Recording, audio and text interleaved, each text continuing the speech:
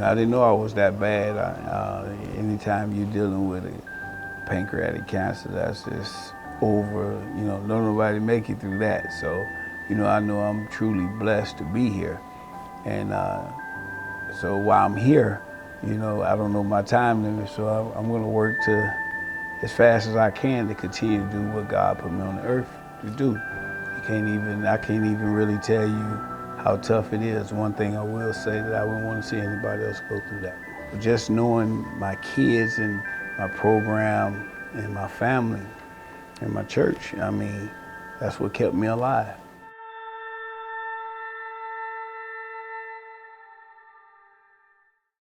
How long do you think you're going to be coaching?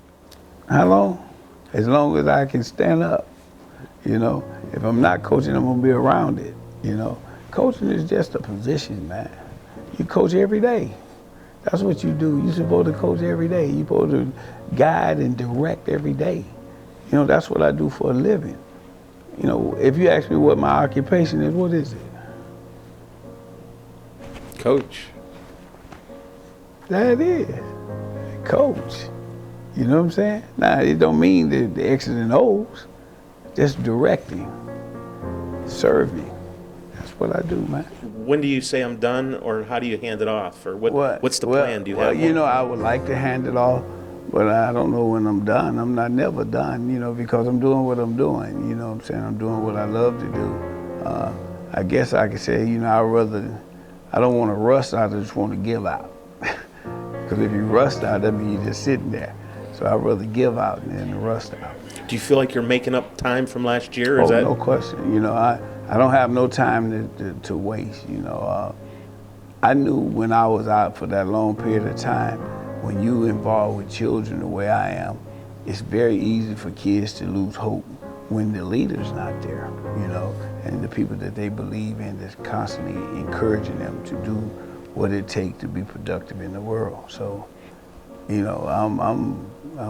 got the pedal to the metal, and I don't have time to really deal with any nonsense or things that don't make sense and don't help a child. You're a Glenville guy. Mm-hmm. Give us a background, if you could, real quick. Well, I graduated from Glenville in 1974. I've been in the Glenville community since 68, 67. So I've been around here my entire life, basically, before I came from the South. I graduated in 1974. I started coaching at Glenville in 76. So, I'm a true Tarblooder. I've been here the whole time, where everybody else picked up and left. I stayed and cleaned up all the diamonds. It's because there's nothing but a bunch of diamonds around here that people just walking over, as you can see. At Ginn Academy, we have your latest signing here, a little ceremony this morning. First of all, this is your baby, Coach, Ginn Academy. How important is this whole building and everything that goes on? It's everything. In it to you? Yeah, it's my life. It's what I do. A lot of times, I get sort of upset because people only think that I'm a football coach. I'm not a football coach. I'm a person in business of saving children and giving them opportunity in life and exposing them to how to be productive in the world. So, this is my life. My life is education and coaching, and a lot of times the football get in the way of the total purpose of why I do what I do, I don't have a job, you know what I'm saying, because I'm doing what I want to do. So, I just feel like that I'm in a situation that everybody else can decide to move on in their life and go wherever they want to. I'm stuck and I can't get out because this is my life. Coach, just for a little background, this is your second building, is it not? Yeah. For the Ginn Academy, is this your permanent home, or are there plans? Oh, it's always other plans, My ultimate goal is to have an inner city boarding school that kids can live there, and they go home on the weekend. And that way we can pull it in every day, all day, and on the weekend they can go home. Explain for us the relationship with Ginn Academy in Glenville, at least athletically. How does it work, and what are the requirements involved? Yeah, well, what happens is that Ginn Academy is just for education. You know, I educate all the boys here, and most of the boys go back, you know, to their home school, which most of the kids here is from the Glenville area. You know, but I have kids here that play at all other schools. You know, I got kids that play at Collinwood, Kennedy, Lincoln West, you know, Marshall. So they all go back to their home school to play their sport because we don't have sports here. And I did that purposely because I didn't want people to think that I wanted a school for sports. Although sports is the avenue that I go down a lot, but I didn't want that. So that's the reason why, you know, it was set up that way. What can you say about your dad? And I remember asking this in high school, and even when you were signing it, I think. You know, a real great man, an angel, a blessing in disguise. You know, and no matter what, whenever you call him, he's there. No matter if it's football, personal life issues, anything. He's a guy I look up to a lot, and he's done so much for me. Not only me, but a lot of guys around where I come from. He got your back, no matter if it's your son, no matter if it's his kids, his friends, his associates, somebody he might hate, whoever it is, you know, he's a great guy all the way around. You know, there's nothing that he can't do for you. Another signing day 2014 in the books, Coach. Does this get old for you ever, this experience, giving the opportunities for all these kids? No, it can never be old. You know, every year you end of one year to the beginning of the next one. And, you know, that's what it's all about. It's all about trying to give kids an opportunity, trying to put them in position to go on to a higher learning and further their education, you know. So it will never get old. It's just the beginning, the end of one year into the next. Do you demand in any way that they wait, that they let other schools come in so other kids get looked at? Or is there anything that you tell them? Well, naturally, I will say that. I would say, you know, a lot of times, you know, we want schools to come in here because they might see somebody else. Yeah, I would say that. So that means I don't have them making that decision all the time like that. Some kids, and everybody's situation is different. Some kids don't get 1 or 2 scholarship offers. Some kids don't give it 1. You know what I'm saying? Marcellus Jones committed a year ago. Mm-hmm. And then what happened? When he came to the recruiting process, he wanted to see other people. You know what I'm saying? So that's why you don't do that. So you in no way mandate anything to these kids about recruiting other than look what you have to offer? Yeah, I mean, you know, I'm not making a decision for kids. Kids make their own decision with their parents. You know, I think that the biggest problem is that sometimes kids might make something in a hurry and really didn't mean it. So then that puts us in another situation where, oh, I was just excited. You know, sit down and talk to your parents. Make sure that's what you want to do. You know what I'm saying? Well, when people first learned about you, they learned about you probably in a couple ways, but one of them was the Glenville bus tour. Yeah. At least the Ginn bus tour, or the van, maybe at the time. Yeah, I started with a van. Tell us a little bit about how it started and then how it evolved and then what happened to it. It started because, you know, people wasn't coming in. You know, why the colleges not coming into Glenville? And I couldn't understand that, so, you know, I started peeping around and searching around, and when I found out that you could go to camps and showcase yourself and get an opportunity for people to see that you have some type of talent. So they wouldn't come to me, so I went to them. So I would load up 5 or 6, 7 kids, and we'll go to the camps and we would showcase ourselves, get back in the van, move to the next university and spend a couple hours, and I'll get on the phone and say, hey man, I'm not gonna stay there all day. I just need you to see I got something I think you're interested in. So it caught on like that, and people would look at me and say, this dude is crazy, you know what I'm saying? So it got so good for me with the van. I said, well, dang, I can help kids all over the city.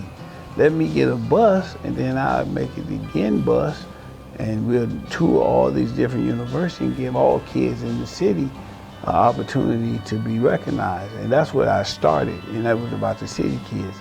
But you know, being in the city, and a lot of the city coaches didn't really want their kids with me. And I said, well, you come with me. You know, because they thought I was trying to take their kids and different things like that. So they didn't get involved. So then I opened up to the state of Ohio. So I started, getting kids all over the state of Ohio, from Cincinnati, Toledo, Dayton area, and started helping kids across the state. Well, you eventually broke through with a guy named Pierre Woods. Ironically, he went to Michigan. Yeah. He was one of your first. Was he the first guy that made it happen for Glenville? Like the first Big Ten in my era was Pierre. But once again, it was that thing, that stigma about kids in the city of Cleveland that, that they didn't feel they could make it in the Big Ten, like at Ohio State, different things like that. So I tell people all the time, it was a lot of work put in just to making people believe that we can achieve. And that's a lot of racial barriers that I had to be knocked down, and a lot of mindset that we had to change. And Pierre was one of the ones that first started that out, as far as going into the Big Ten and different things like that. Troy Smith was next, and he kind of began things for the relationship with Glenville and Ohio State. A lot of people call that the pipeline right now, Coach. Yeah. Tell us about just the beginning of it and what it's meant to see every year. I've been here every one since Troy Smith. Right. There's been a kid that at least signed a letter of intent to go to Ohio State, although a couple didn't actually make it there. But geez, to get one is an accomplishment. Oh yeah, just that thing of people talk about, well, if you get one Division I player in your career as a high school coach, you're doing a great job. Just the thing of the kids from the inner city of Cleveland, that nobody have that perception for them playing in the Big Ten or playing at Ohio State. These kids grow up all the time trying, wanting to play at Ohio State. You know what I'm saying? So be able, and I've been in a position to help them achieve that goal. And that knocked down the stigma that they had about inner city kids and the educational process in the city of Cleveland. Because our kids can go to Troy. Troy graduated and got his degree, where he wasn't even hardly recruited. You know what I'm saying? So the deal of it is that we'll continue to be the example for our kids in the city that they love to be playing at Ohio State. So the pipeline rolls. Troy Smith, Heisman Trophy winner. Is that just amazing to you? Well, some of that is not amazing to me. You know what I'm saying? Because I believe that we have a lot of them. I just think that everybody else didn't believe. And it is funny that you say that, because I told Tress and I've told Troy, you understand? If you go to Ohio State, you're going to be the Heisman Trophy winner. Is it neat from your perspective to have been a part of it, even though it might not have been a pipeline back then when you were going to Ohio State? If you look at it that way, I think it's a little bigger now, because back then I was just playing football and just doing what I could do, and it was natural to me. You played with Dante Whitner in the pros and against him. That's got to be a special thing, huh? Well, me and Dante got like a little crazy ways of how we've been playing each other our whole life. We played against each other as rivals in Muni ball, played together in high school together, played together in college. He got drafted number 8 to Buffalo. I got drafted 9 to Miami. We played twice a year. Then we turned around, we played together for 3.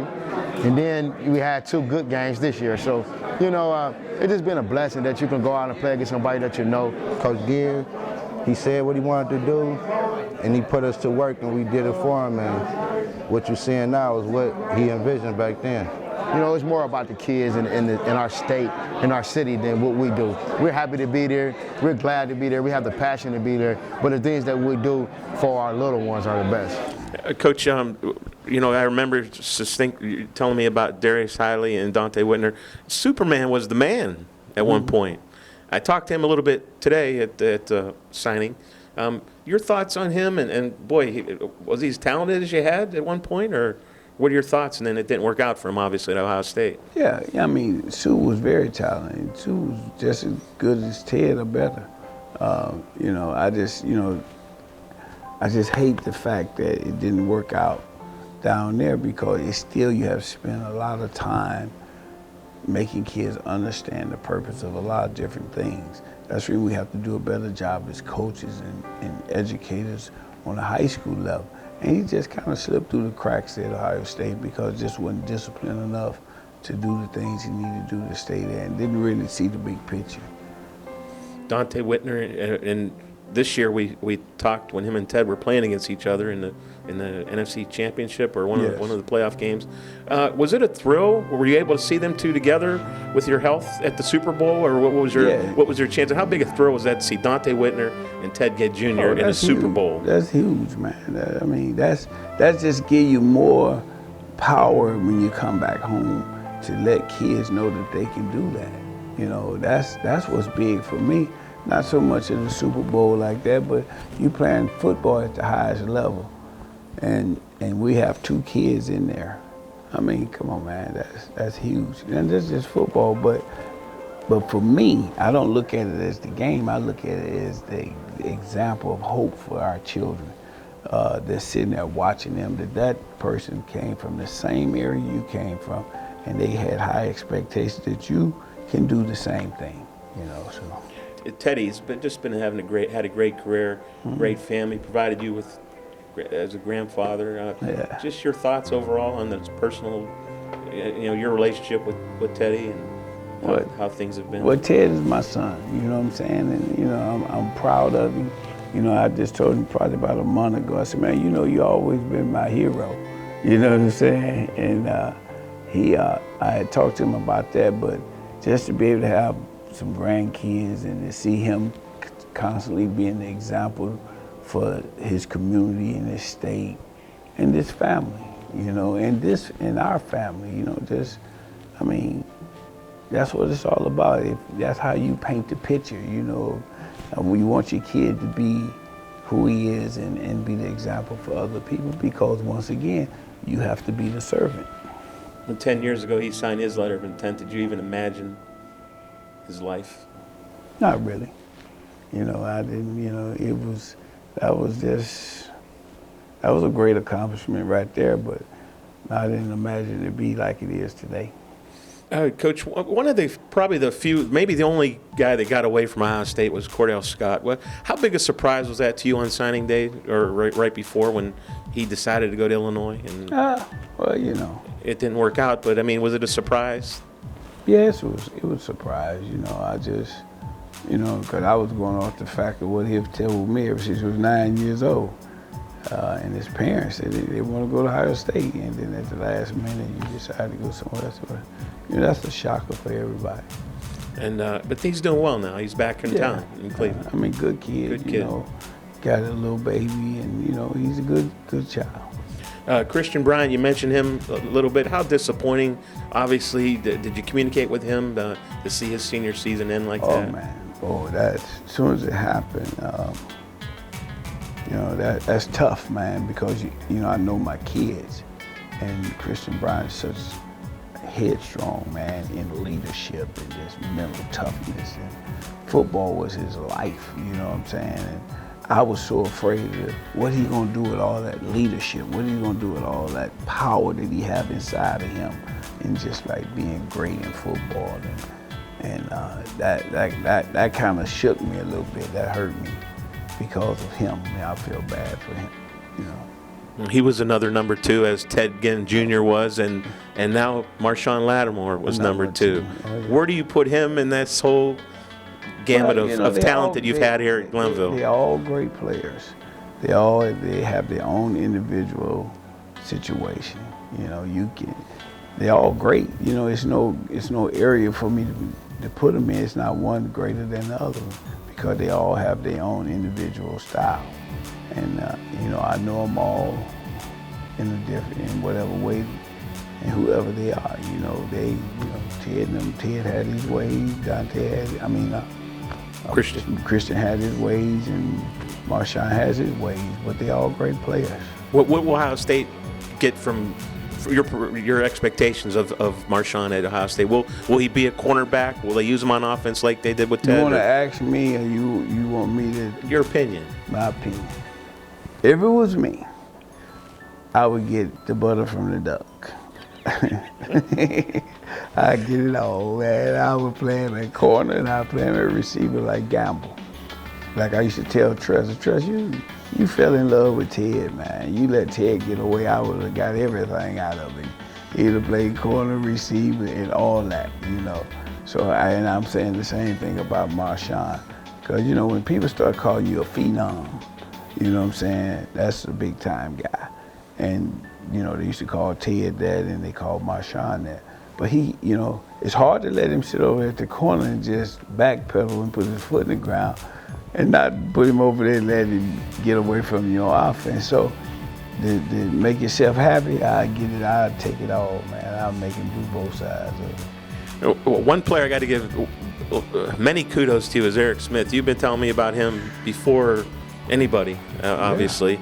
Yeah. I think he probably turned out everything you said he was and even more.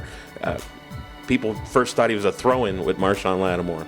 No, not at all. He's his own man, and he's a big man, and he's a powerful man. You know, I mean, you know, he's a killer. You know what I'm saying? I mean, you got a guy as big as he is, as fast as he is, and he playing corner and safety, man. Come on, man. You know, that boy is, yeah. As far as I've known you, Coach, you've just done nothing but promote your kids. Oh, no question. And look at the results. The pipeline is just a typical example. Oh yeah, I'm gonna be excited about my kids. I'm gonna let you know who they are. You know, I don't have no shame about telling you about my children. You know, and that's what it's about, because it's about putting them in position. It's about them doing a job for where they come from, and that's the state of Ohio. That's the city of Cleveland.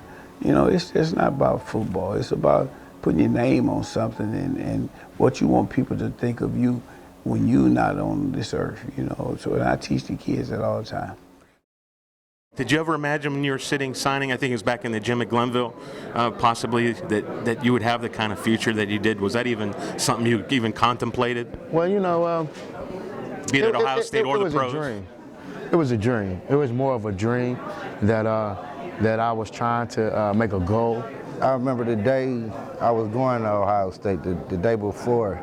I think I woke up about 4 in the morning because we had to leave at, I think, 7:30, 8 in the morning. I think I woke up about 4 in the morning. I couldn't go back to sleep because it was like excitement, nervousness. And with the grace of God and, you know, Coach Tressel, my father, and a couple people like Coach Hazel and Troy Smith and, you know, Gonzalez and different people like that was a part of my life at that time to make my dream come true. Even a Dante Whitner, you know what I mean? It's just a blessed thing that we can have.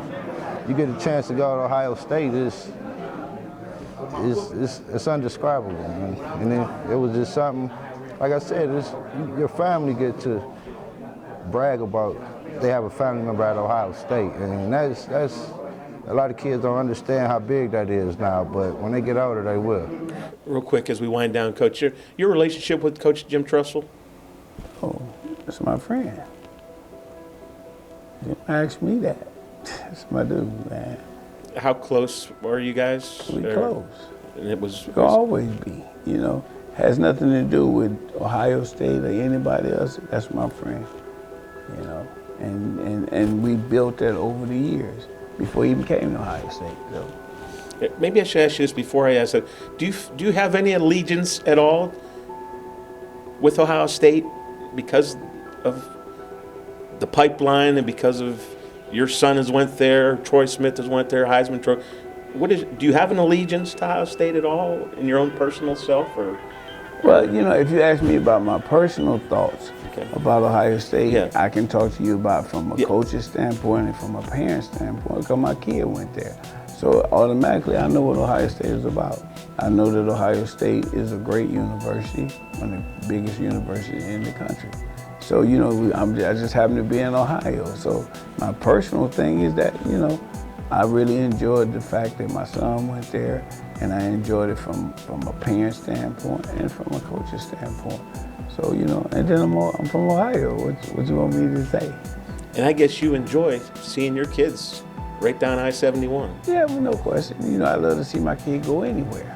You know, so it's not like that I don't have allegiance to no other university because of the sport. But you asked me about me, you know what I'm saying? And all I can do is give you experience of what I went through as a parent. you know, because that's what my son chose, where he chose to go. Do you think the kids feel basically the same here as they when they get to Ohio State? Yeah. The same, is it the same environment from your? I think that, you know, not just Ohio State, anywhere that my kids have chosen to go, Okay. I think that they have felt comfortable because of the people that's there.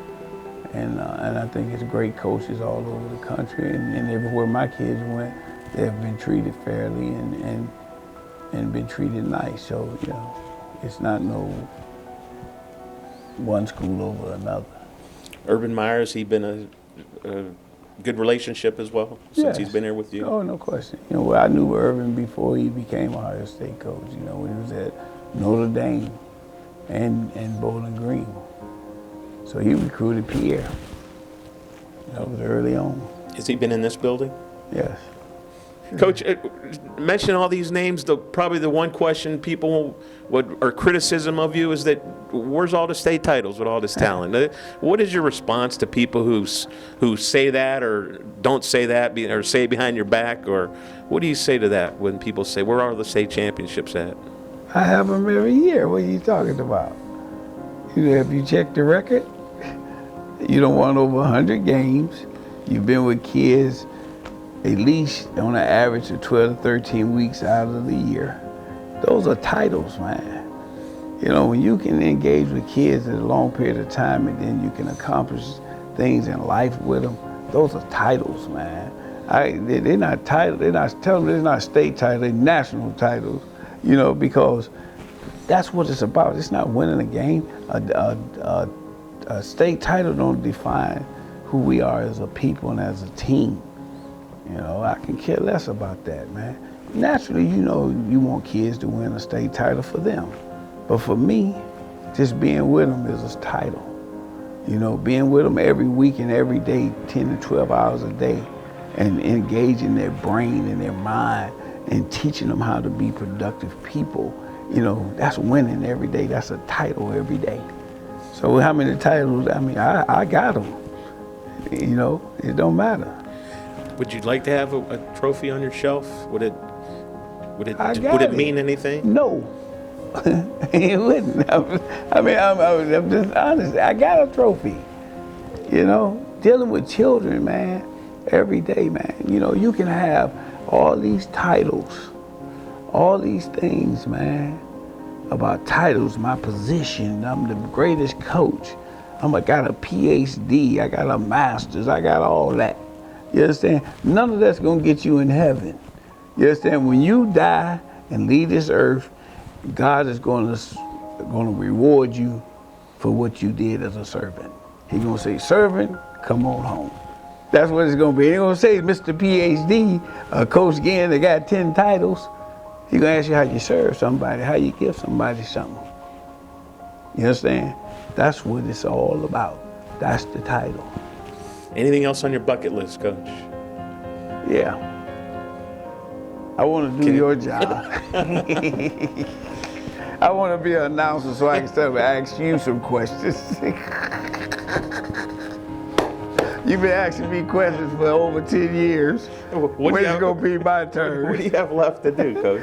Nothing, man. Just try to live for real. You know, I think, you know, I just want to be, I want the record to say that I tried to do my best in the world to help people. You know what I'm saying? That's all that matters to me. You know, I'm living, I'm healthy, and you know, I want to continue to be a servant and serve people, man. And that's where my joy at. That's what I do. You know, I don't need anything, man, for real.